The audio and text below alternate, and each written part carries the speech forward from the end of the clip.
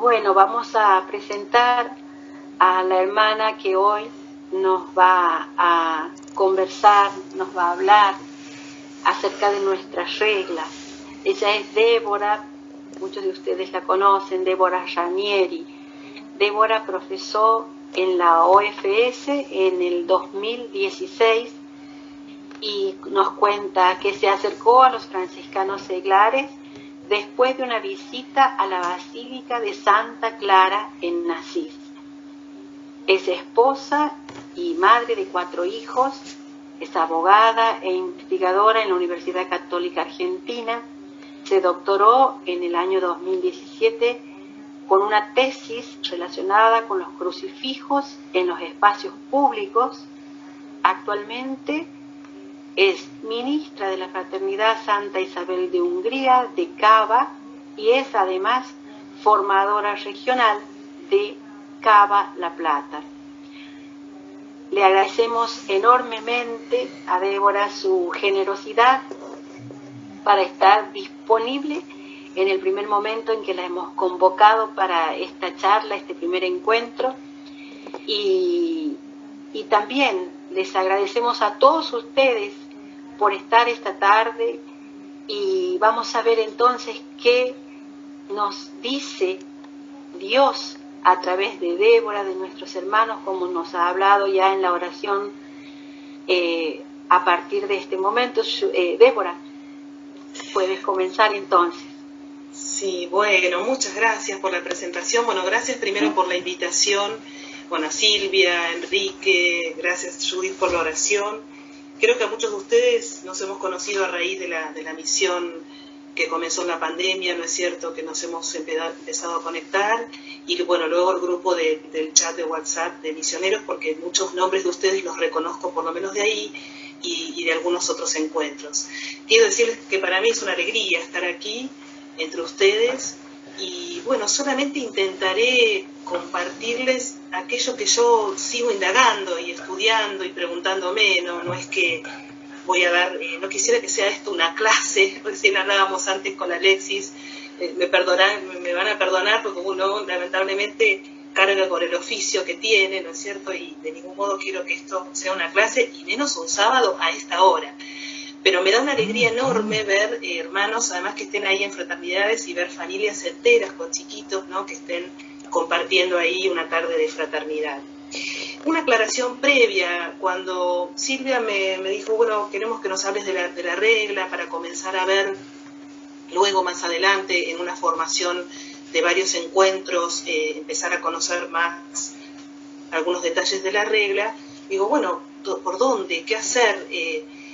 Yo hace un tiempo que vengo siguiendo varios, podríamos decir, referentes, sobre todo en la OFS de España y en la OFS de Italia, que gracias a la pandemia han puesto a disposición de la web, sobre todo en YouTube, encuentros, así como este mismo encuentro los he encontrado con muchas reuniones de formación que se hacen en Italia y en España en torno a la regla. Entonces yo, gracias a esos videos, he descubierto primero autores, bibliografía, comentarios, y bueno, y ahí entonces, a mí una de las cosas que más me gusta es estudiar y leer, entonces empecé a indagar. Un poquito voy a tratar de compartirles entonces, de alguna manera, lo que sería un primer pantallazo de nuestra regla, ¿no? ¿Qué es esto de tener una regla? Cómo está estructurada, cuáles son sus núcleos más importantes, qué preguntas nos podemos hacer respecto a esta regla, por qué tenemos una regla siendo que no es tan común que las órdenes terciarias tengan reglas. Si nosotros comparamos con los terciarios de otras congregaciones, de otros carismas, vamos a ver que en realidad los que sí tienen reglas son los que hacen los votos religiosos, pero no los laicos, diríamoslo así, ¿no? Sin embargo, nosotros quisimos, en la historia de la OFS, tener siempre esta reglamentación, diríamoslo así, esta regla de vida, que se remonta nada más ni nada menos que a San Francisco. Entonces vamos a hacer un primer recorrido, ¿no? de qué puntos podríamos tener en cuenta. Si lo primero que tenemos que saber es que esta regla que nosotros profesamos, cada uno de nosotros cuando el día de la profesión, ustedes saben muy bien, nosotros profesamos la regla y las constituciones, es del 24 de junio de 1978. Esto nos permite decir, bueno, es muy reciente, ni siquiera tiene 50 años. Ustedes saben muy bien que toda legislación o toda reglamentación necesita tiempo para sentarse en la historia y ser probada. Es decir, que tiene menos de 50 años, posiblemente tenga menos que la edad de muchos de nosotros, posiblemente, no de los niños que están por allí, ¿no? Ahora, cuando los ministros generales promulgaron, digamos, le dieron la promulgación a esta regla, ellos dijeron esto, miren, bellísimo, ha sido un espléndido regalo que debemos a su santidad Pablo VI, otorgado poco antes de abandonar esta tierra. Es verdad, yo después miré, un mes después de dar la regla, Pablo VI, el Papa, muere, ¿no? O sea que fue casi uno de sus últimos actos. Y ahí, esta carta que ustedes pueden encontrar en el inicio de las ediciones de nuestra regla, dicen los ministros generales, Pablo VI os amaba, es decir, él amaba a la orden franciscana seglar. Sabemos que en 1966 la Sagrada Congregación para los Religiosos le concedió la facultad para actualizar la regla que venía de León XIII. Y en 1973 se instituye la presidencia del Consejo Internacional con Manuela Mattioli, ¿no? Que hace poco hicimos un encuentro sobre ella, y a partir de entonces se le va a dar forma a esta regla que nosotros tenemos hoy. Quiere decir que si de 1966 al 78 es cuando queda conformada, quiere decir que esta regla llevó una elaboración de 10 años. ¿Quiénes participaron en esta regla? Muchas manos, tanto de la primera orden en sus 3 ramas, de la tercera orden regular y muchos seglares franciscanos. Ahí los ministros generales dicen, la Iglesia os la entrega como norma y vida, o sea, es una regla bulada, quiere decir que es una regla aceptada por la Santa Sede. Y dice también esa carta que la prioridad de vuestra atención debe orientarse hacia el contenido evangélico. Es como si estos ministros generales hubieran dicho, miren, todos estos artículos de la regla, lo más importante es aquello que tiene que ver con el evangelio, eso es lo prioritario. ¿Cuál fue la intención que surge de esta carta y también de los textos que la acompañan?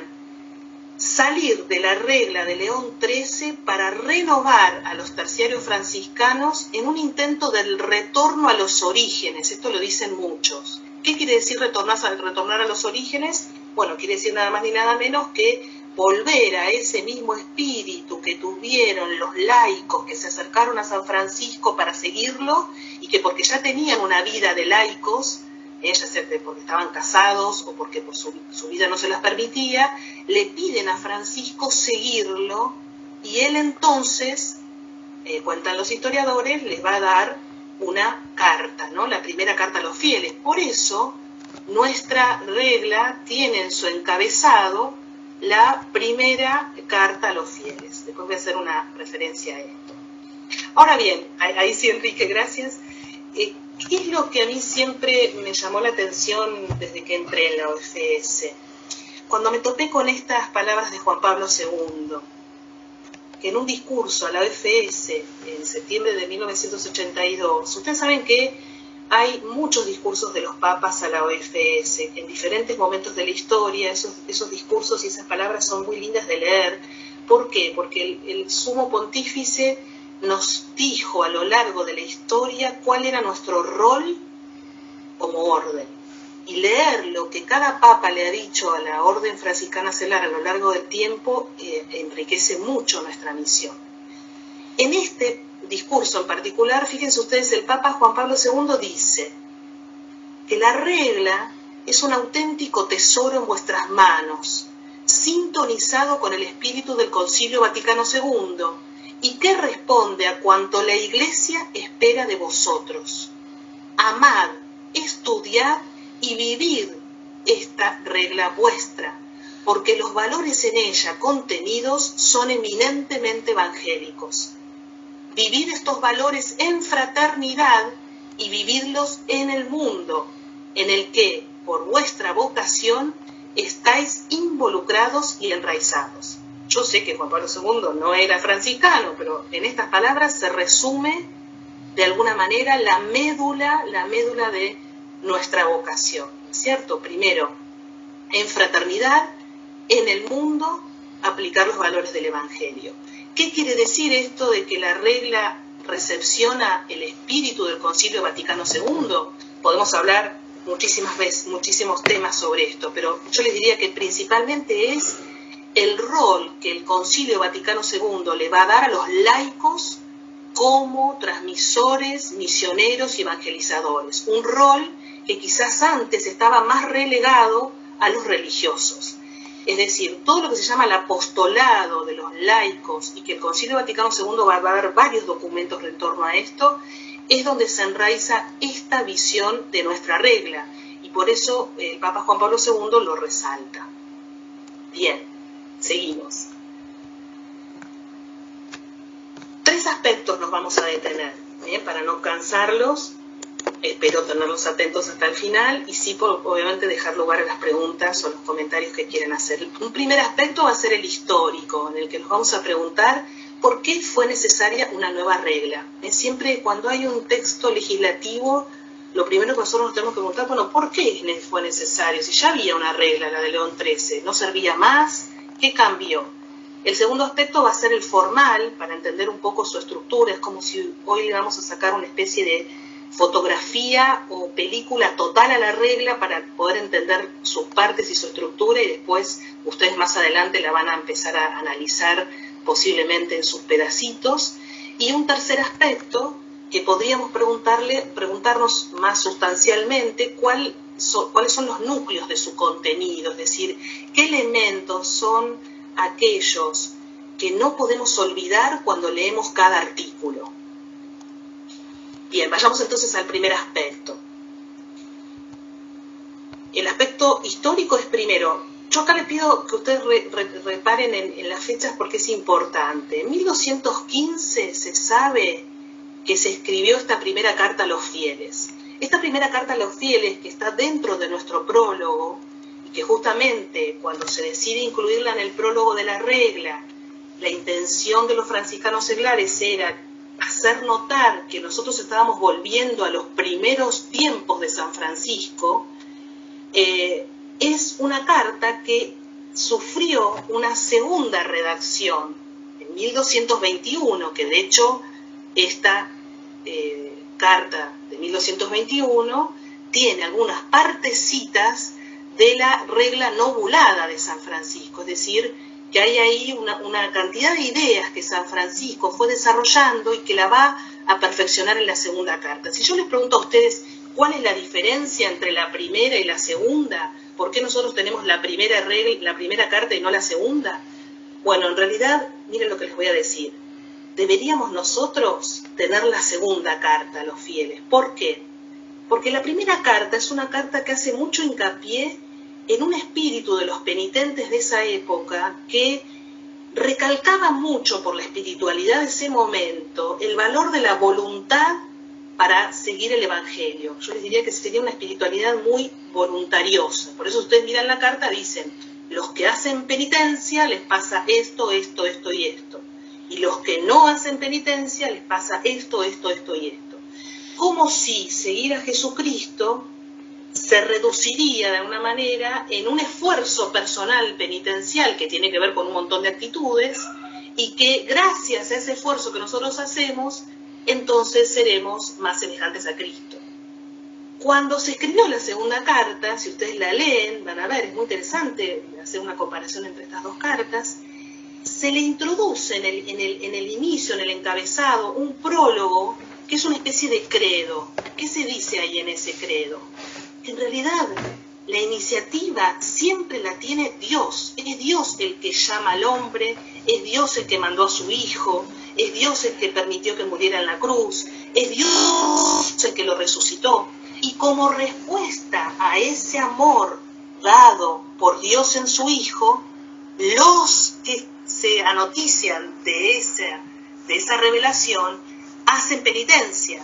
tratan de seguirlo, tratan de imitarlo, es decir, hay un hincapié allí más en la gracia que en el esfuerzo personal. No sé si se entiende la idea. Entonces, muchos dicen, bueno, esta segunda carta es más fiel a lo que nosotros debemos vivir, que es que sabemos que el primer paso siempre lo da Dios y que nosotros respondemos a ese llamado una vez que nos experimentamos amados. Nos experimentamos amados y nuestra respuesta no es un esfuerzo heroico, voluntarioso y de una especie de penitencial doloroso, sino que es una respuesta amorosa a ese mismo amor. Claro, lo que pasa es que este análisis crítico de las cartas es de hace unos años, es decir, hace muy pocos años que los críticos de las fuentes de Francisco han hecho esta salvedad. Por eso, tanto nuestra regla como la regla de la tercera orden regular tienen la primera carta puesta allí. Pero lo que ustedes tienen que entender entonces es que en realidad la primera carta es porque hay un espíritu de querer volver a los inicios de nuestra orden. Luego el cardenal Ugolino hizo esta protorregla, ¿no es cierto?, que muy bien recordamos el año pasado, en el mismo año 1221, el Memorial Propositi, que, ¿saben qué? Este Memorial Propositi podríamos decir que es nuestra regla no bulada, porque en realidad este Memorial Propósito no lo aceptó el Papa, no lo aceptó, por lo tanto no es una regla propiamente dicha. Y por eso vamos a tener que llegar a la primera regla, 1289, la llamada Supramonten. Estos nombres son los nombres y se inician el documento papal que le da el aval al texto, por eso se llama así Supramonten. Cuando el Papa Nicolás IV le da la primera regla a estos terciarios, donde, si ustedes miran esta primera regla, lo que hace es una especie de conjunto de conductas que deben seguir los terciarios para ser identificados como tales. Esta regla Supramonten duró 6 siglos, casi 6 siglos, 590 y pico años, ¿no? O sea, un montón, es decir, nuestra orden pasó durante 6 siglos regulándose bajo esta forma. Bastante bien le fue a esa regla, ¿no es cierto? Porque que dure 6 siglos es... Obviamente ahí podríamos, nunca vamos a poder competir con la regla bulada o no bulada de los frailes que tienen más siglos, pero evidentemente resultó. Hasta que surge la segunda regla, en 1883, fíjense ustedes, casi fines del siglo XIX, también tiene el nombre de la encíclica o del documento papal de León XIII. ¿Y qué es lo que pasó aquí? ¿Qué es lo que pasó? Bueno, primero, si nosotros vamos a fines del siglo XIX, vamos a ver que ahí hay un intento por parte de la Santa Sede de fomentar a los laicos. De hecho, la Acción Católica surgió más o menos en este tiempo. Y el Papa León XIII era muy afín a los terciarios franciscanos. Él le quiso dar un impulso a nuestra orden y comprometerlos en que salieran de la sacristía y salieran de la iglesia en la que estaban encerrados rezando y que se involucraran más con las cuestiones sociales del mundo. Por eso aquí va a haber todo, en León XIII va a haber todo un hincapié en la evangelización del mundo en todos los aspectos, la evangelización de los aspectos políticos, la evangelización de lo jurídico, la evangelización de la economía y todas las encíclicas que tienen que ver con esa iglesia que estaba viendo. Fíjense ustedes que acá estamos en fines del siglo XIX, principios del XX, que se va a dar nada más ni nada menos que la Primera Guerra Mundial. La iglesia ya desde fines del siglo XIX empieza a percibir que las ideologías que se habían encarnado en los poderes políticos de Europa sobre todo, iban a terminar en un desastre como fueron las 2 guerras mundiales, ¿no es cierto? Entonces allí León XIII se da cuenta que hay que hacer algo. Y ahí entonces entramos en el siglo XX. ¿Y en el siglo XX qué pasó? Y bueno, en el siglo XX la tercera orden se empezó a dividir. Se empezó a dividir en posturas, en aquellos que decían que la función principal nuestra era rezar. Otros decían que no, que había que involucrarse en la política, que había que involucrarse en lo social para poder cambiar la sociedad y evangelizarla. Y esa división se hizo tan fuerte que incluso se produjeron varios quiebres, podríamos decir, y peleas, hasta que se les empezó a ocurrir a muchos franciscanos seglares empezar a hacer congresos o encuentros más interregionales y entre diferentes países para comenzar a unir y discutir estas problemáticas y estas posturas y evitar que la tercera orden terminase dividida. Por eso, a partir de la década del 60, surge un grupo de franciscanos de distintos países que junto con la primera orden empiezan a proponer el ayornar la regla del Papa León XIII con otro espíritu, con un espíritu no tan de qué debemos hacer y qué no debemos hacer, sino de fijar, bueno, cuáles son nuestros valores básicos sobre los cuales queremos asentar nuestra vida y sobre los cuales queremos seguir para santificarnos y para seguir a Cristo a la manera de San Francisco. Por eso la regla de Pablo VI, ¿no?, que fue elaborada, fíjense ustedes que nuestra regla fue elaborada por las 4 ramas de la orden, de la primera orden, también de la regular y la tercera orden. O sea, fue una regla hecha por muchas manos. Algunos estudiosos que cuentan cómo fue todo ese preparativo, que hubo varios borradores que los rechazaban. Y los rechazaban por distintos motivos, pero uno de ellos que a mí me llamó la atención es que esos borradores no terminaban de despegarse del modelo de León XIII, un modelo más de qué debemos hacer y qué no debemos hacer. Y parece que la primera orden insistió en que había que hacer una regla que fuese acorde a la época que estábamos viviendo del siglo XX. Y ahí entonces surge esta regla, ¿no? Si nosotros miramos, la regla tiene 26 artículos nada más, ¿no? Es una regla corta, casi les diría que si nosotros nos proponemos leer un artículo por día, en menos de un mes la leemos. Pero claro, leerla fríamente, artículo por artículo, sin entender toda su estructura, sin entender a qué apunta y cómo está dividida y por qué tiene estas partes y por qué otras, se nos hace más fría y ardua o quizás alejada de la realidad. Bueno, voy a aclarar 2 cosas que son importantes. El primero es que la regla no es un conjunto de normas jurídicas que nos dan normas de cómo vivir el día a día, sino que es una regla de vida, es decir, nos da parámetros sobre los cuales nosotros debemos asentarnos para saber cómo vivir. ¿Quién cumple la función de esa reglamentación más jurídica? Las constituciones. Ustedes saben muy bien que las constituciones recién tuvimos que esperar al pasado el 2000. Nuestra regla, que tiene 26 artículos, tiene a su vez una reglamentación en las constituciones. Entonces ustedes van a poder ver que cada artículo de la regla tiene una reglamentación en las constituciones que desarrolla más lo que la regla dice. Por eso nosotros cuando profesamos la regla y las constituciones. ¿Por qué? Y bueno, porque nosotros necesitamos saber qué es pasar de la vida al evangelio y del evangelio a la vida. Bueno, a ver, entonces, ¿hay alguna especificidad que me diga más? ¿Qué es la vida en fraternidad? ¿Cómo se ordena una fraternidad? ¿Y qué pasa si hay un conflicto dentro de la fraternidad? Bueno, ahí las constituciones van a decir los pasos a seguir.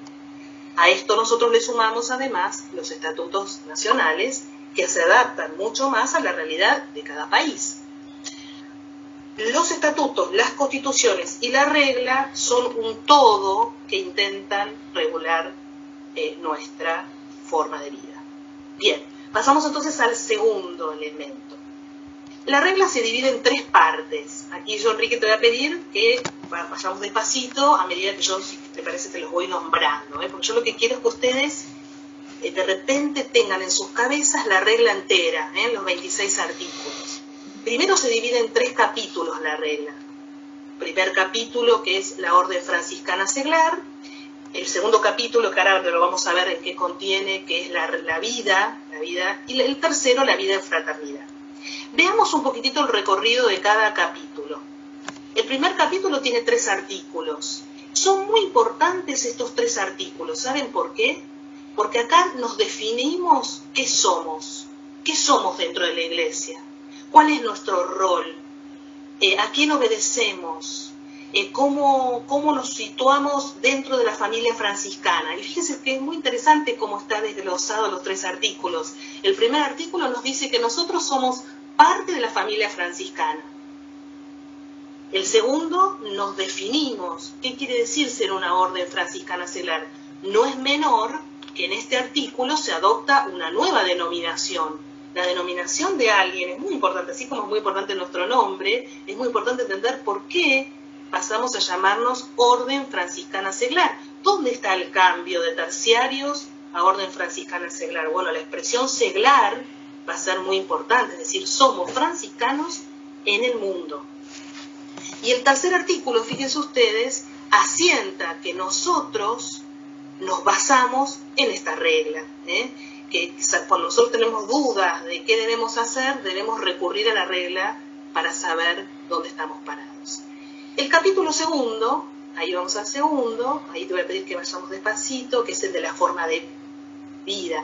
Este capítulo tiene más artículos, yo les diría que es la parte central de la regla. A mí me gusta decir que estos artículos, que son 16 artículos, del 4 al 19, yo a veces les digo a mis hermanos, o por lo menos es lo que yo hago, no sé, no quiero tomar como algo que se deba hacer, pero a veces cuando yo estoy mal, o me veo que estoy mal, o que voy mal, agarro alguno de estos artículos y me comparo dónde estoy parada, y les aseguro que a veces me sirve como un examen de conciencia, porque me doy cuenta que en algunos aspectos de dónde me desvié, digámoslo así, ¿no? Entonces, cuando ustedes en estos artículos los empiezan a degustar, a leer y pensar qué están diciendo, a ver las palabras que se usan para expresar cada forma de vida, van a ver que van a encontrar una riqueza enorme. Ahora, veamos cómo están estructurados. Fíjense ustedes, el artículo 4 es el artículo clave, porque ahí nos dice que nuestra vida es esta, la regla y observar el Evangelio, pasar del Evangelio a la vida y de la vida al Evangelio. Esta es nuestra regla máxima, diríamos. Y el artículo 5, que justo hoy en la mañana lo analizamos en mi fraternidad, es bellísimo, porque acá nos dicen, bueno, si nuestra vida es observar el Evangelio para seguir a Jesucristo a la manera de San Francisco, dice el artículo 4, ¿cómo lo podemos seguir? Y acá dicen, y bueno, ustedes tienen 4 caminos, búsquenlos en 4 rostros, en el hermano, en la liturgia, en la palabra de Dios, en las acciones litúrgicas, en la Eucaristía. Y este artículo 5 vuelve a reafirmar la centralidad de la Eucaristía. El artículo 4 y 5 serían como la médula de toda esta forma de vida. Pero claro, yo después necesito saber, bueno, muy bien, tengo que ir por acá, tengo que seguir a Cristo en estos 4 rostros, ¿cómo hago? Bueno, el artículo 6, 7 y 8 me dicen dónde voy a tener la gracia para cumplir con esta forma de vida. La gracia bautismal, la reconciliación y la Eucaristía. Y en cada uno de estos artículos, fíjense ustedes que ahí le va a agregar la regla detalles en qué consiste para nosotros cada uno de estos. Esto sería como reafirmar que solos no podemos, que necesitamos la gracia sacramental para poder llevar a cabo esta vida que nos comprometemos. Luego está el artículo 9, que para mí el artículo 9 es como una especie de modelo, ¿no? Hay un fraile italiano que dice, bueno, ¿cómo hacemos a la manera de San Francisco? Dicen algunos. Bueno, miren, el modelo que nosotros seguimos es el modelo de la Virgen María. Es decir, nuestra orden es mariana. La imagen de la Virgen y su vida y su sí es nuestro modelo máximo de acuerdo al artículo 9 de la regla. Y luego, el 10, el 11 y el 12, ya sí serían 3 artículos en los que se hace hincapié en decir, bueno, muy bien, ustedes reciben la gracia por el sacramento, ahora sepan que el esfuerzo lo tienen que hacer en obedecer, en ser pobres, en el sin apropiarse, sin dominar a otros, y en la pureza de corazón. Claro, la obediencia, la pobreza y la pureza de corazón son consejos evangélicos, al mismo tiempo parte de las bienaventuranzas, en gran medida el gran texto que Francisco se deshace en las admoniciones, ¿no es cierto?, que son las bienaventuranzas. Entonces ahí se mete como nuestro modo de seguimiento, Luego tenemos el artículo 13, que es la fraternidad, nuestro modo de seguir a Jesucristo no es solos, sino con otros, ese es propio de nuestro carisma, por eso el artículo 13 es fundamental. Luego el artículo 14, que se refiere al reino de Dios. Bueno, ¿cómo vamos a lograr esa vida en fraternidad siguiendo estos consejos evangélicos? Nuestra meta es llegar a instaurar el reino de Dios. Algunos llaman en este artículo 14 el hincapié que a nosotros nos gusta mucho del servicio y de la minoridad. Y luego, fíjense ustedes, el 15, 16, 17 y 18 son los aspectos que nosotros nunca podemos desatender, que son los propios de nuestra vida de laicos, que es nuestra vida fuera de la fraternidad, diríamoslo así, nuestra vida en el trabajo donde estemos, nuestras familias y el orden de la creación. Nosotros de estos aspectos nosotros no nos podemos desentender porque allí estamos. No puede reducirse nuestra vida a nuestra reunión de fraternidad. Y por último, en el 19 de este segundo capítulo, ahí me encanta, no sé si ustedes han reparado que nuestro modo de vida está resumido en este artículo 19 que habla de la paz, primero, ¿no?, conforme a nuestro modo de saludar, pero ahí dice que nosotros somos mensajeros de la perfecta alegría, ¿no? ¿Cuánto se nos viene a la cabeza aquí de lo que era la perfecta alegría para San Francisco, ¿no? Donde ahí tenemos 2 textos de Francisco referidos a eso, ¿no? Las florecillas por un lado y un texto del mismo Francisco, ¿no? La verdadera alegría y la perfecta alegría. ¿Qué es ser mensajeros de la perfecta alegría? Y bueno, aquí hay un chequeo que podemos hacer. Si estamos amargados o no estamos alegres, no estamos siendo mensajeros de la perfecta alegría.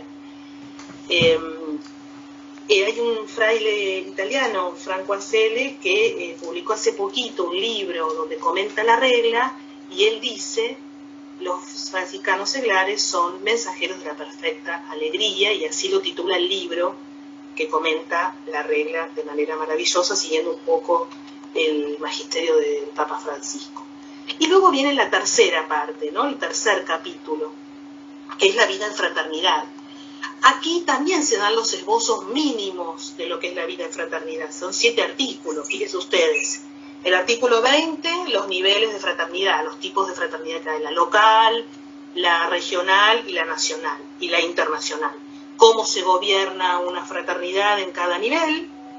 Luego se refiere a la fraternidad local. Aquí yo voy a hacer un paréntesis, que nosotros siempre tenemos que tener en cuenta, y aprovecho que estoy dentro de un consejo regional aquí, que lo más importante para nuestra orden es la célula básica, que es la fraternidad local. Si nuestra fraternidad local se debilita, a la larga o a la corta se va a debilitar toda la orden. Por eso nosotros tenemos que bregar y cuidar mucho la fraternidad local. Está muy bien que ayudemos en servicios regionales, nacionales o internacionales, pero si nosotros desatendemos nuestra fraternidad y a nuestros hermanos que tenemos al lado, la orden se empieza a debilitar. Por eso este artículo 22, que habla de la fraternidad local, es muy importante. Luego el artículo 23, que tiene que ver con el discernimiento vocacional, cuando nosotros tenemos que hacer un discernimiento para ver si algún hermano que pide ser admitido, cómo lo chequeamos. Luego viene el artículo que hace referencia a los encuentros en fraternidad, que sabemos que son los más lindos. El artículo 25, sobre ahí la solidaridad o nuestro rol misionero, ¿no? Salir el apostolado, la solidaridad. Y el artículo 26, fíjense ustedes que refiere que toda esta estructura y toda esta vida tiene que estar asistida espiritualmente por alguien de la primera orden o aquel que sea delegado por la primera orden. Fíjense ustedes, si vamos, no lo vamos a hacer ahora, pero si vamos a las constituciones, en el primer capítulo tenemos 7 artículos en las constituciones. No las puse, Enrique, las constituciones, porque si yo les agregaba esto a las constituciones, directamente se me espantaban y se iban todos en 5 minutos. Solamente les quiero referir que la diferencia entre la regla y las constituciones. la primera parte tiene 7 artículos, las constituciones. En la segunda, que es la parte central, que es la forma de vida, que ustedes ahí están visualizando, tiene 19 artículos, no son tantos. Y en la tercera parte, que es en la vida en fraternidad, las constituciones tienen 75 artículos, es decir, ahí las constituciones es donde regulan con más detalle lo que es la vida en fraternidad, el gobierno, el discernimiento, cuando hay un hermano que está mal, cómo obrar, etcétera, etcétera, qué hacer frente a tal o cual cuestión jurídica, son aspectos jurídicos. Nuestra regla está centrada principalmente en el capítulo 2.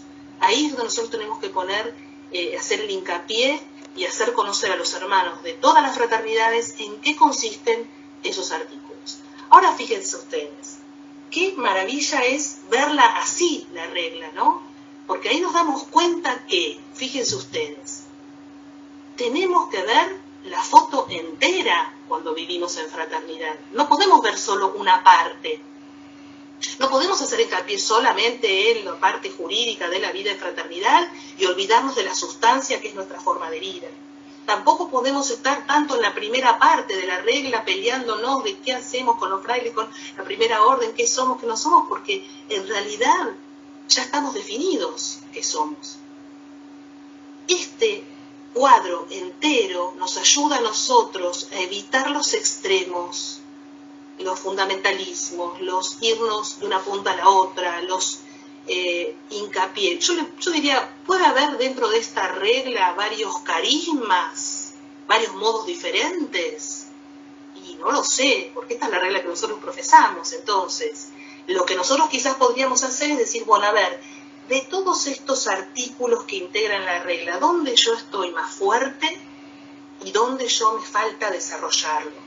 Porque si yo profesé esto, se me hace necesario que tenga en cuenta todo esto, porque es importante para nuestro seguimiento de Cristo.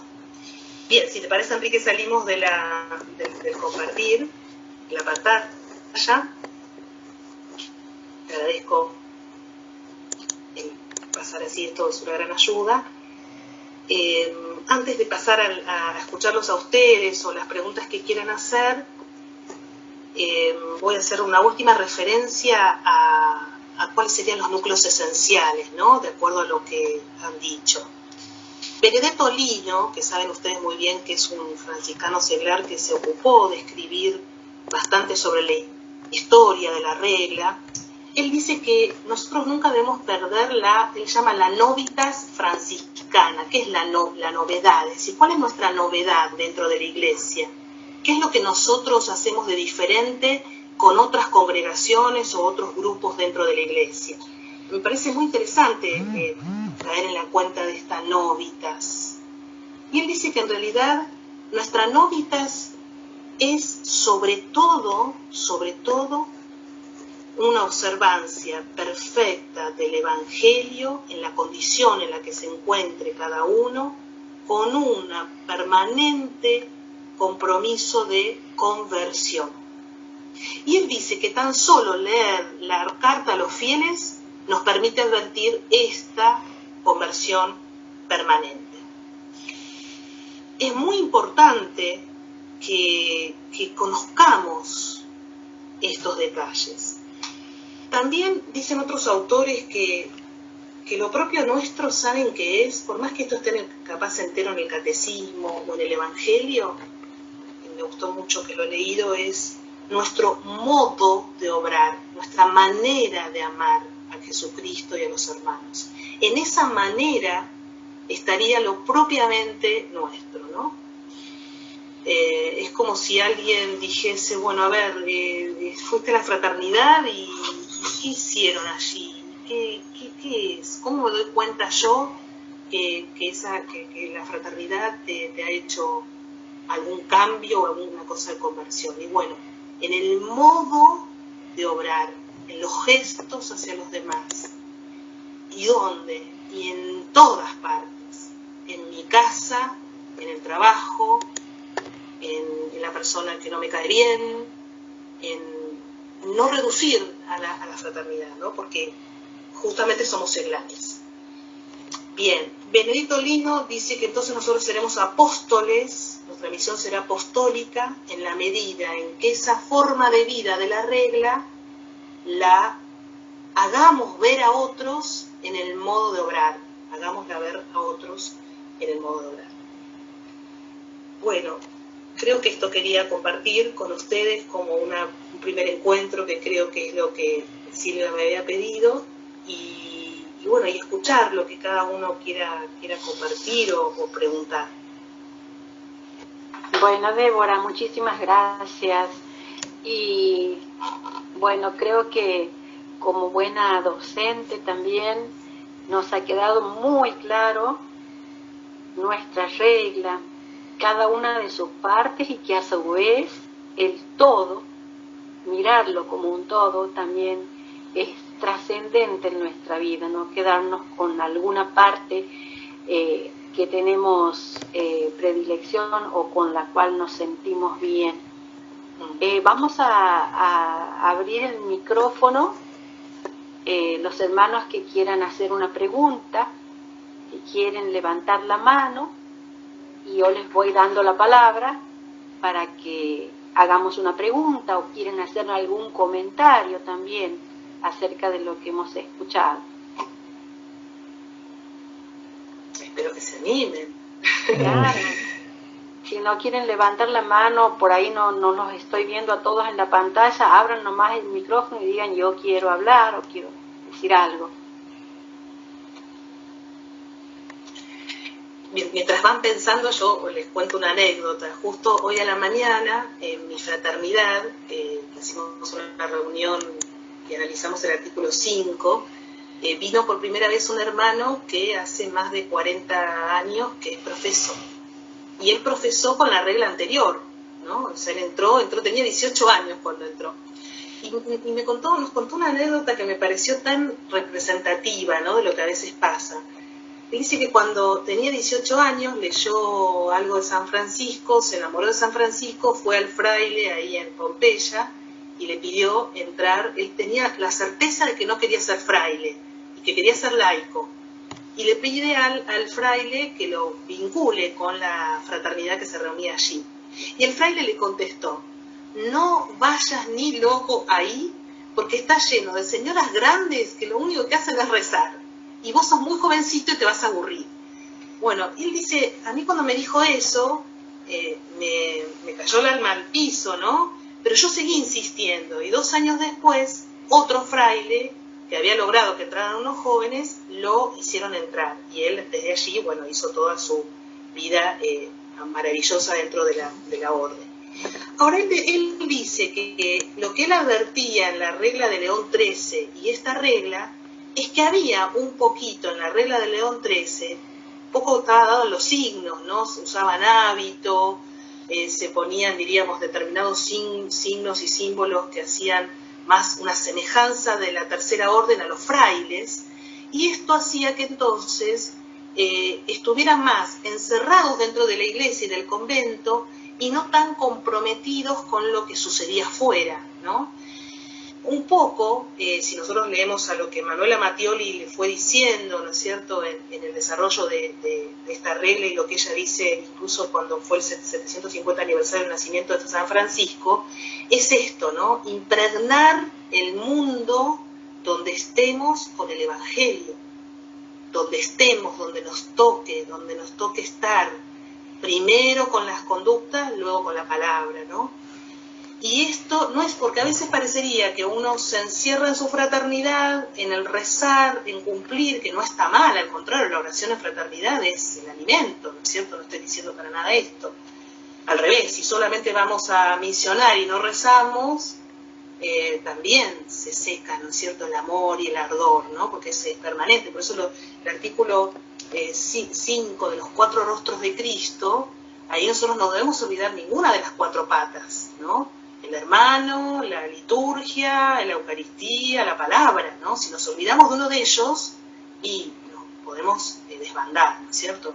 Entonces siempre esos extremos no son buenos. Pero este hermano decía, el acento en la regla nueva, cuando yo la profesé y que recién estaba empezando y que nadie sabía qué decir de la regla porque recién se había aprobado, era esta centralidad en que nuestra especificidad al lado de los frailes y de las clarisas es que nosotros estamos en el mundo. O sea, nosotros estamos para evangelizar el mundo.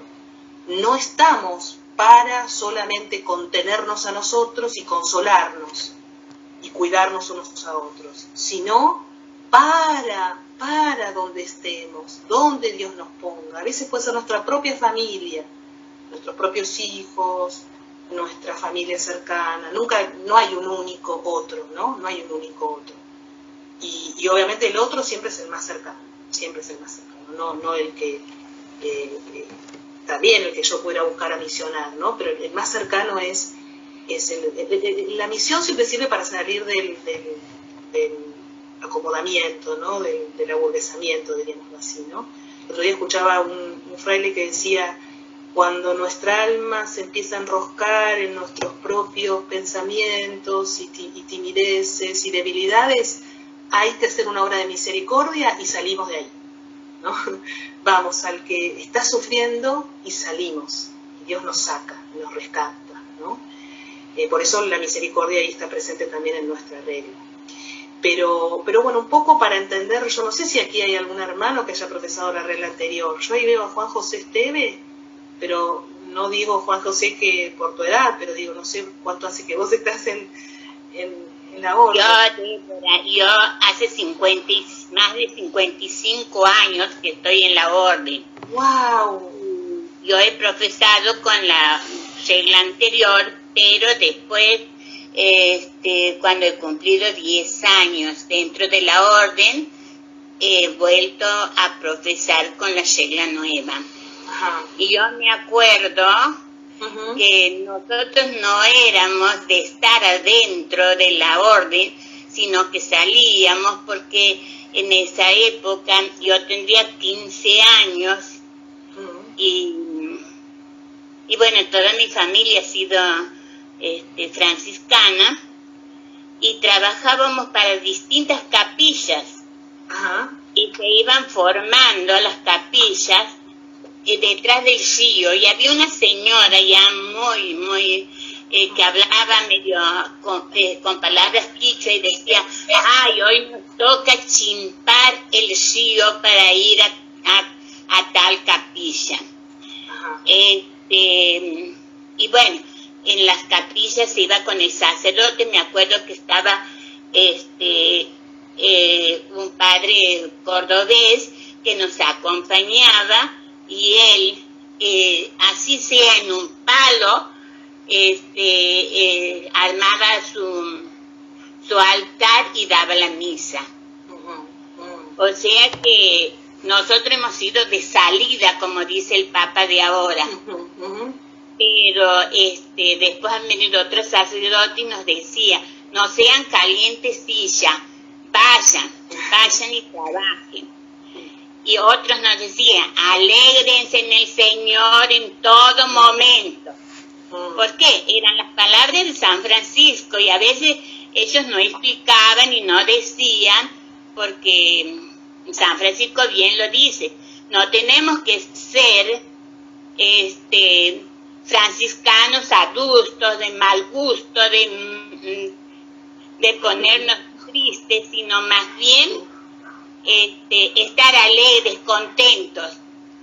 Yo a veces a mis compañeros de fraternidad les cuento todo lo que hago, pero no les cuento porque me quiero vanagloriar en lo que hago, pero sí me gusta andar, y entre eso yo me he dedicado a ver la historia de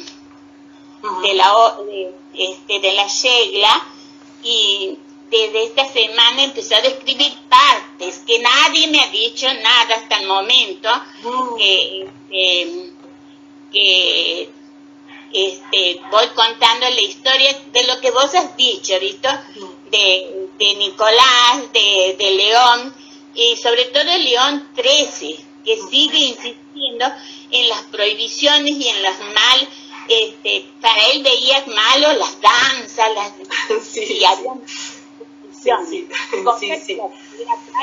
no la tiene. O sea que ha habido un cambio profundo, muy profundo entre una y la otra regla. Sí, se ha ido, creo que, bueno, muchas gracias, Noemí. Qué lindo que se escuchan hermanos que han vivido tantos años dentro de la orden. Es muy lindo poder escuchar esas anécdotas, esas experiencias, ¿no? Porque en realidad es parte de nuestra historia, ¿no? Es parte de nuestra historia. Yo digo, es una regla muy joven esta, ¿no? Que todavía tenemos que andar mucho, o sea, tenemos que andar mucho. Realmente tiene 44 años. Claro. Y no, yo, por ejemplo, miren, les quiero decir de algo, ¿no? Si nosotros leemos el artículo 1 que dice: entre las familias espirituales suscitadas por el Espíritu Santo en la Iglesia, la familia franciscana, es decir, toda la familia franciscana, comprende a todos aquellos miembros del pueblo de Dios, laicos, religiosos y sacerdotes, que se sienten llamados al seguimiento de Cristo tras las huellas de San Francisco. Esto es común a toda la familia franciscana. Luego dice: en maneras y formas diversas, pero en recíproca comunión vital. Por eso nosotros tenemos que encontrar cuál es nuestra forma de ser franciscanos. No es la de los frailes ni de las clarisas. En recíproca comunión vital, nos necesitamos unos a otros.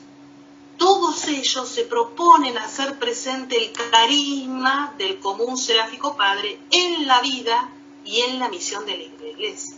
Esto nos coloca a nosotros en una situación de hermandad en toda la familia. Somos parte de una familia, ¿no? Como así como en una familia hay médicos, abogados, hay quienes no estudian, no sé qué. Bueno, nosotros somos dentro de esa familia, y la cuestión es encontrar qué rol tenemos en recíproca comunión.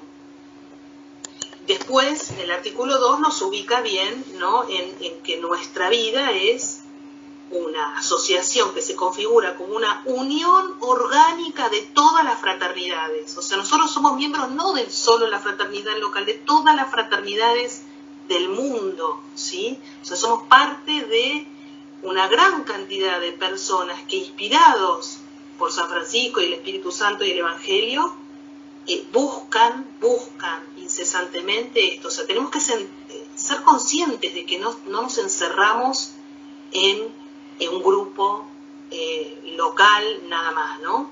Y obviamente la presencia del Evangelio permanentemente en cada uno de los artículos. Disculpa, Débora, ahí cuando vos dices que somos de la fraternidad local hasta regional, nacional e internacional, eso también nos demuestra cada vez que nos encontramos como hermanos presencialmente, y ahora también, aunque sea por la pantalla, es como si nos hubiésemos conocido de toda la vida, porque sí, vivimos esto que nos plantea Francisco y lo que nos plantea la regla. Es esa misma vivencia, esa misma sintonía que tenemos todos, y que podemos vivirlo gracias a lo que nos presenta esta regla, la cual nosotros hemos elegido vivirla.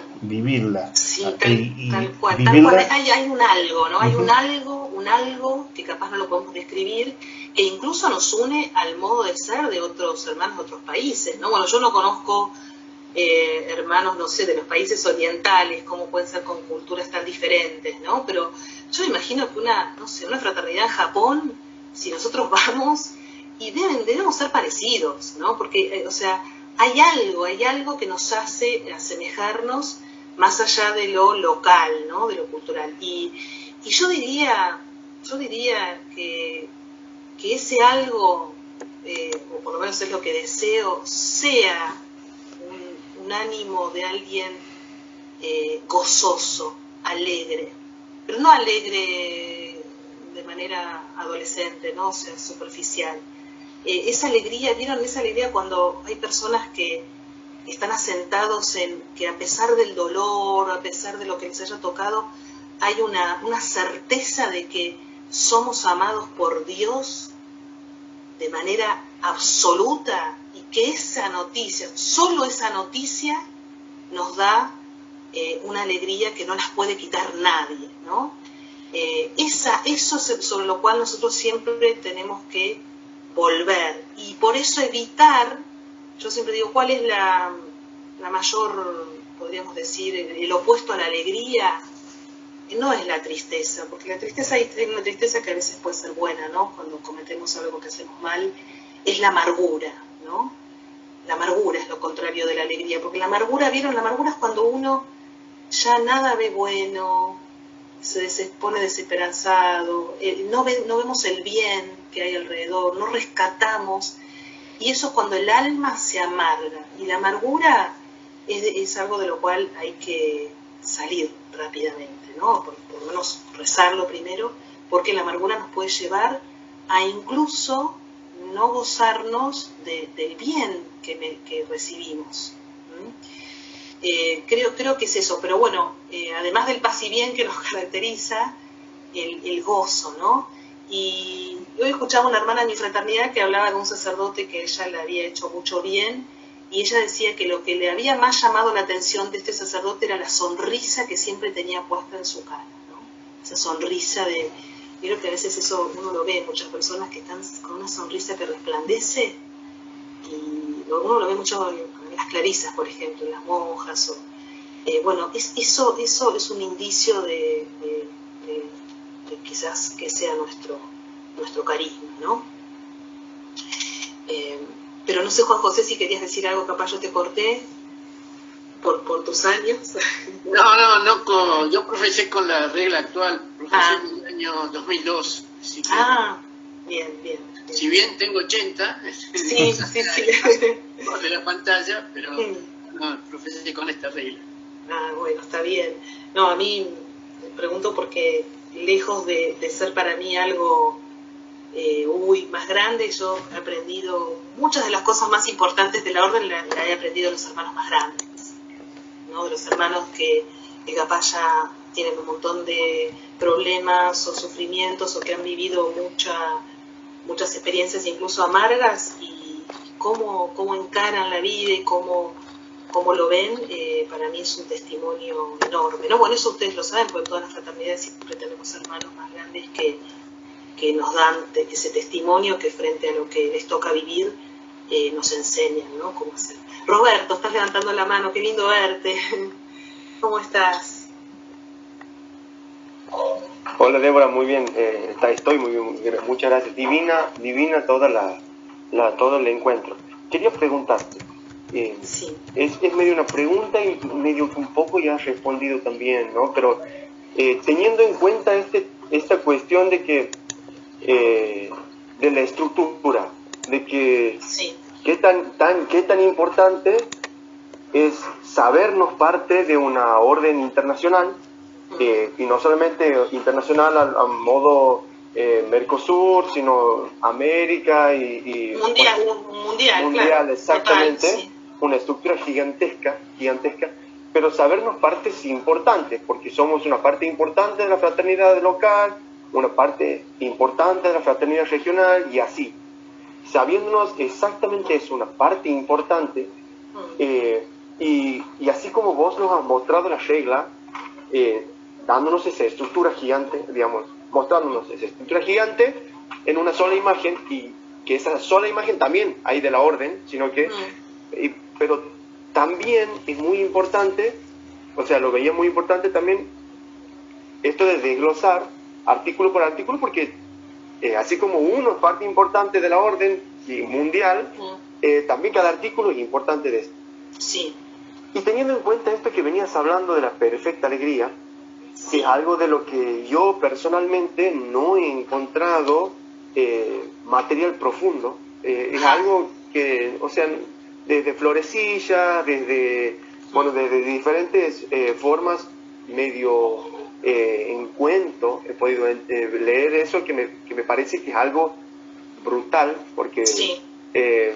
Si hay algo que yo admiro de Francisco, es que es una de las pocas personas que ha podido escribir, salvando el Evangelio y la Biblia, es una de las pocas personas del mundo que ha podido escribir cosas para todos los tiempos. Y entendiendo esto de que la regla, digamos, ha sido inspirada en eso y que nosotros somos parte fundamental de la orden. Sí. ¿Cómo podemos para nuestra vida aplicar esto? Digamos, en realidad, quisiera que nos des algún tipo de tips, por decir así, de cómo leer, porque vos también hablabas esto de que por ahí si lo leemos de manera fría, nos podemos decir, bueno, o sea, es más, aplicarlo como para decir, vos, hermano, estás equivocado en esto, porque la regla dice, en vez de por ahí actuar en uno mismo, que sabiéndonos parte muy importante de una regla, de una orden, de una estructura gigantesca, porque es así, tal cual como uno puede hacer un efecto, digamos, un efecto dominó sobre muchos que puede afectar demasiado a gran parte de la orden. Pero entendiendo eso, además de, digamos, un modo aprendiz que uno tiene en la cabeza, digamos, que debería tener para leer esto, digamos que otros como tips, digamos, nos darías como para ayudarnos a leer la regla y que nos pueda favorecer, digamos, para la vida y Bien. así en consonancia el resto de la estructura. Buenísima tu pregunta, a ver si logro entender. Primero, yo voy a compartir lo que yo hice, no sé si eso le puede servir a alguien o no, pero yo para poder entender, incluso cuando tuve que hacer el discernimiento de si esta era mi vocación o no, empezar a leer estos artículos del 4 al 19, que es la forma de vida, un artículo por día, detenerme, ¿no? Ver qué me dice ese artículo, porque hay mucha parte además del Evangelio, ¿no? ¿A dónde se hace hincapié? Vas a ver que vos vas a encontrar una gran cantidad de sutilezas en el modo en el que se dice cada artículo, que te va a abrir a muchas inspiraciones para hacer cosas y para vos verte y para mejorar la conversión. Lo segundo es... acá quiero hacer una aclaración importante, que es, nosotros estamos muy acostumbrados mucho a leer las biografías sobre San Francisco y no tanto los escritos de San Francisco. Yo a veces me pregunto, ¿por qué? Cuando nosotros leemos los escritos de San Francisco, vamos más a la médula de su idea y de sus palabras y de cómo él exhortaba a los hermanos a moverse hacia Cristo, ¿no? Fíjense ustedes que nosotros nos conocemos mucho Celano, San Buenaventura, pero no tanto los escritos, y los escritos de San Francisco son realmente extraordinarios. Uno de ellos, además de las cartas, ¿no? Las cartas, léanlas, hagan un trabajo de leer de corrido las cartas de San Francisco y van a ver la experiencia que les da eso, ¿no? De decir, ¿qué les decía Francisco a determinados personajes con los cuales él se ponía en diálogo? ¿Cómo les hablaba San Francisco? ¿Qué les decía de sí mismo? ¿Qué les decía de Cristo? ¿Qué les decía de la Eucaristía? ¿Qué les decía de cómo debían tratar a los hermanos? ¿Qué les decía de la conversión? Bueno, ahí tenemos una gran cantidad de enseñanzas. A veces las cartas, no sé por qué no le prestamos atención, pero yo creo que hay uno de los escritos de Francisco, que ya no hay duda de que son pedacitos de lo que él enseñaba, que son las admoniciones. En las admoniciones, fíjate, la admonición 27 es donde está lo de la perfecta alegría.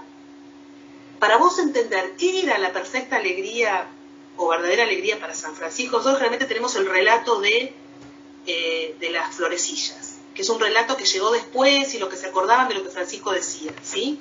Pero el relato de la perfecta alegría que está en las admoniciones, solamente lo puedes entender si te lees todas las admoniciones, ¿sí? Por ejemplo, Francisco dice, tu paciencia va a ser la que tengas, no cuando reaccionás que te va todo bien y todos te dicen que sí.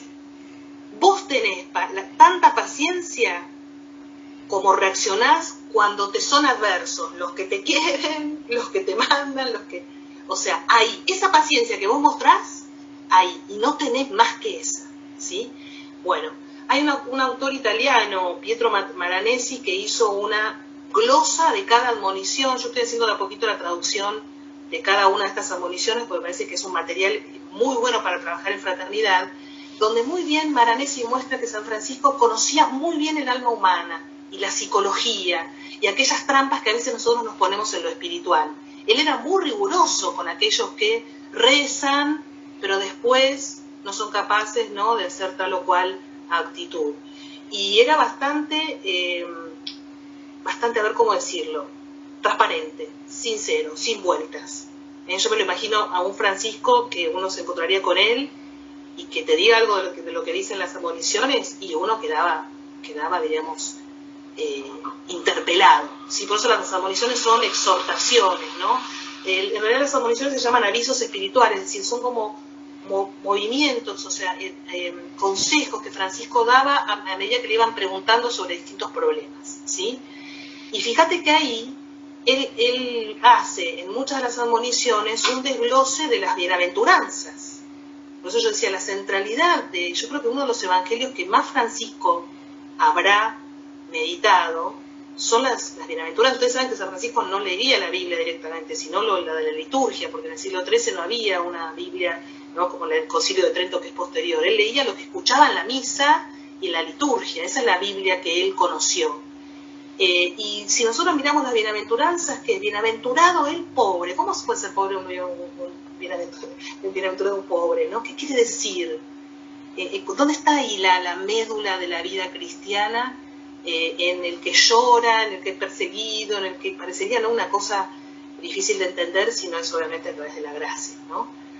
Y todas las admoniciones, todas, son una consecuencia de la primera. La primera admonición es sobre la Eucaristía. Vean, hermanos, cómo Dios, siendo Dios, se abajó y vino y se pone en las manos del sacerdote, y él llega a decir ahí incluso que si no fuera por el Espíritu Santo nosotros ni siquiera podemos reconocer que ahí está Cristo, ¿no?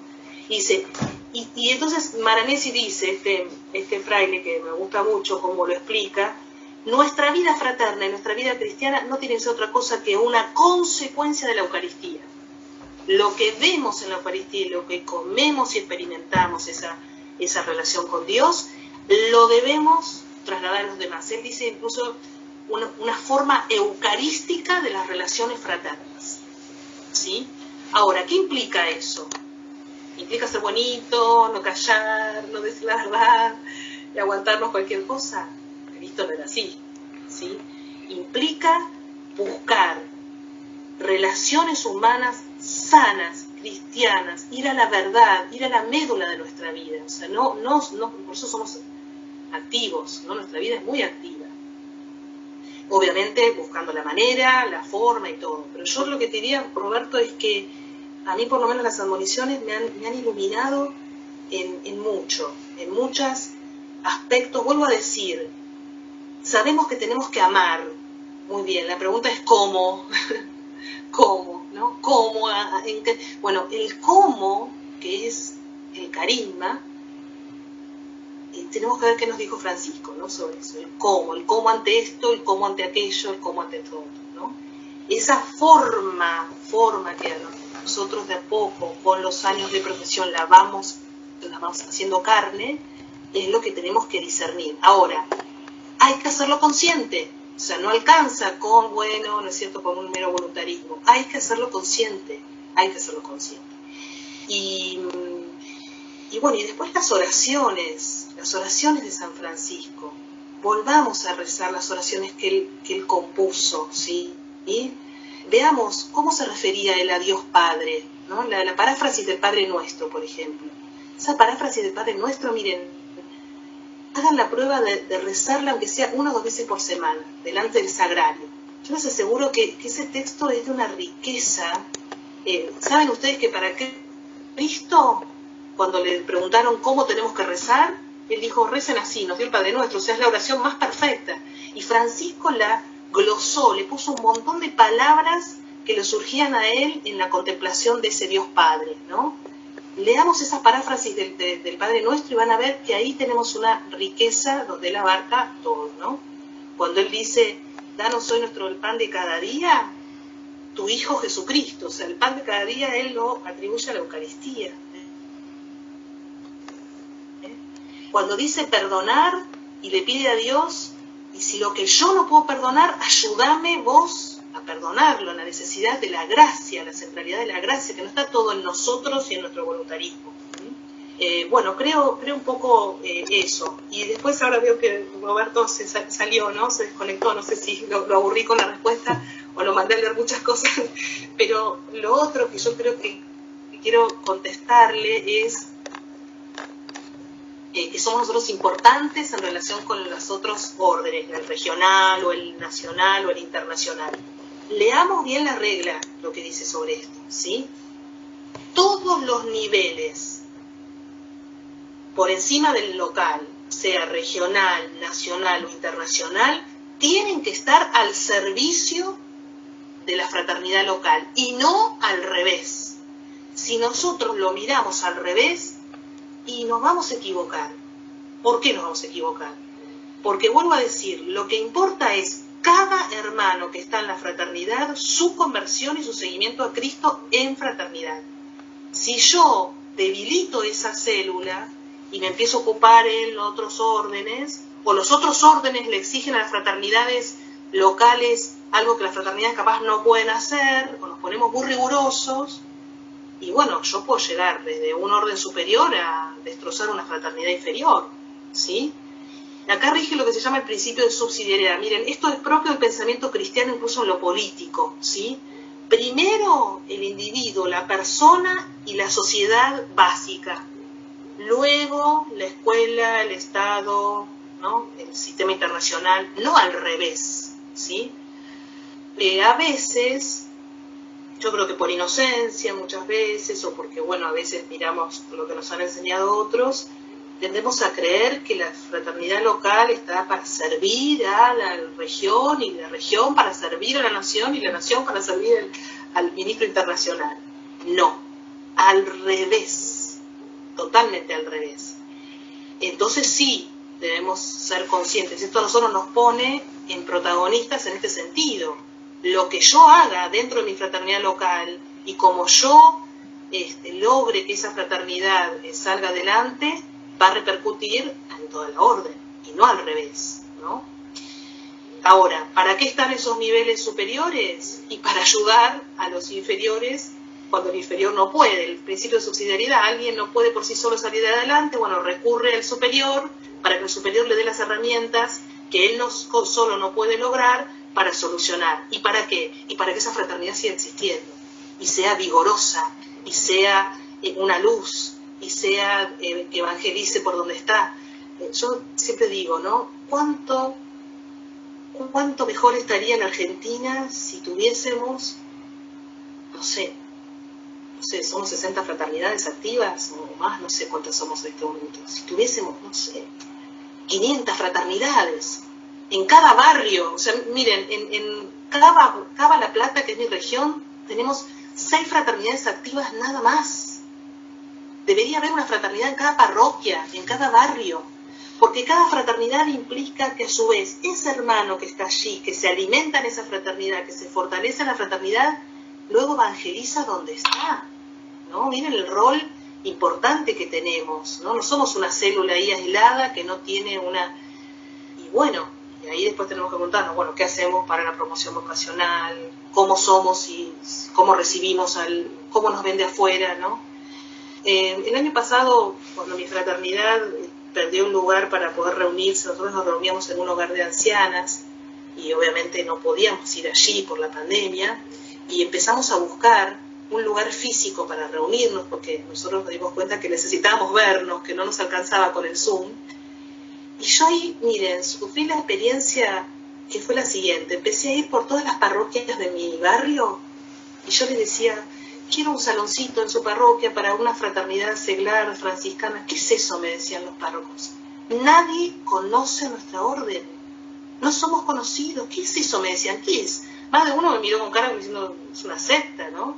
Yo ahí tomé conciencia, y obviamente haciendo un mea culpa, de qué poco que transmitimos nosotros. Bueno, quizás ustedes no, porque son más conocidos, en el interior quizás se conocen todos más, o son... pero por lo menos acá en Capital, donde hay mucha necesidad de evangelio, y mucho sufrimiento, mucho abandono, no hacemos mucho para difundir. Pero bueno, el modo de difundir es primero fortalecer a la fraternidad. Y ese fortalecimiento tiene que venir desde todos los niveles, ¿sí? Una de las funciones de los ministros, ustedes saben muy bien, que es animar a que el otro crezca, animar a que el hermano sea en plenitud, que logre el máximo de sus potencialidades, el máximo de sus dones, que la fraternidad se fortalezca, ¿sí? No al servicio, de que el hermano esté al servicio del ministro, que el hermano esté al servicio de la religión, no. Ahí es como que nos perdemos, ¿no? La semana pasada hubo una asamblea nacional en Italia, que la hicieron en Asís, y la transmitieron por YouTube. Y me maravillé la cantidad de hermanos que hay en Italia. Eran salones de las reuniones, no sé cómo decirles, de 700, 800 hermanos juntos, debatiendo, ¿no? Bueno, ahí capaz que en Italia, como surgió ahí la orden, hay una mayor tradición, ¿no? Pero me llamó la atención eso. Bueno, no sé si después Roberto lo llamaré y le contaré la respuesta de la segunda parte. No quiero demorar más. Vos, Silvia, me dirás. O Enrique. Me parece que se está cortando la conexión, ¿no? Sí. Ahora sí. No sé si algún hermano tiene alguna pregunta más. Si no, le vamos a agradecer a Débora su presencia, su entrega, su vocación y su enseñanza que nos sirve a cada uno de nosotros. No sé quién pregunta, y si no, vamos a ir cerrando esta transmisión, como diríamos. Bueno, sí, yo por parte de ahora agradecerte. Recién estaba aquí pensando que estoy como en un cine, ¿no? Ha sido muy entretenido todo, ha sido muy enriquecedor. Entonces agradecerte sobre todo por brindarnos las herramientas que tienes para explicar esto, ¿no? Porque como vos decías, nos podemos poner catedráticos y con palabras difíciles y no tendría ninguna función. La verdad, yo en lo particular hace mucho que no escucho tan simple y tan enriquecedor, hace mucho que no escucho a alguien. Entonces yo, por mi parte, te agradezco muchísimo. La verdad que estoy en un cine y ojalá que en algún momento podamos encontrarnos y poder charlar de forma presencial, ¿no? Gracias, sí, de verdad gracias. No, al contrario, gracias a ustedes. A mí les aseguro que el haberme invitado Silvia también me llevó a ponerme, a meterme, ¿no? Decir, uno cuando quiere transmitir a otros tiene que llegar de manera que se entienda, ¿no? Si no cumple su función. Pero yo lo que les puedo decir es, les voy a dar material a Silvia para que ustedes tengan para trabajar en los artículos estos de este libro que les comenté. Todas las traducciones que haga, a mí me gustan mucho los frailes de Italia porque, van mucho a la médula de muchas cuestiones, entonces leo mucho por ahí. Pero yo lo que les digo es, vayamos a esos textos profundos que nos dan mucho alimento. Y por otro lado, amemos la regla, ¿sí? O sea, si nosotros la profesamos, amémosla. Ahora, no se puede amar lo que no se conoce. Si yo no lo conozco, obviamente no lo voy a amar, ¿eh? Ahora, yo más lo conozco, más descubro, wow, la regla dice esto y yo no sabía que lo dice incluso de esta manera. ¿Y por qué no apropiarnos de las palabras de la regla, ¿no? Que nuestra boca sea en algún momento, en alguna situación nos viene a la cabeza el artículo tal de la regla que dice esto, ¿no? Como cuando a veces nos pasa con el Evangelio. Entonces es como cuando internalizamos algo y lo meditamos. Creo que es un gran regalo esta regla, como le decían en ese momento a Pablo VI, y además fue hecha por muchos hermanos, ¿eh? Eso también es lindo, es una regla nuestra, ¿no? No es solamente los frailes que la hicieron, nos dijeron, ustedes tienen que hacer esto, sino que acá hay mucho de espiritualidad laical, espiritualidad del franciscano laico, ¿eh? Y eso está bueno porque nos ilumina. Y bueno, hay que vivirla, luego está hecha para ser vivida, no solo para ser leída. Les agradezco mucho, Enrique, al contrario, muchas gracias a ustedes y bueno, cuando quieran hacer el cierre, nos volveremos a ver seguro. Bueno, vamos bien, a ver. hermana, muchísimas gracias. Creo que, como dice nuestro ministro Gonzalo, ¿no? Ha sido una charla muy enriquecedora y a cada uno de nosotros nos queda resonando algo, alguna frase, alguna reflexión que ha hecho Débora acerca de nuestra regla. En algún artículo seguro que hemos quedado ahí alguna palabra que nos está dando vuelta. Y esa es la idea, como nos dice Débora, ¿no? El de empezar a conocerla y sobre todo de hacerla vida en nosotros. Es un caminar lento, pero seguramente lleno de experiencias también que nos van a ir comprometiendo más en esta vida que cada uno de nosotros, libre y responsablemente, hemos elegido al profesar.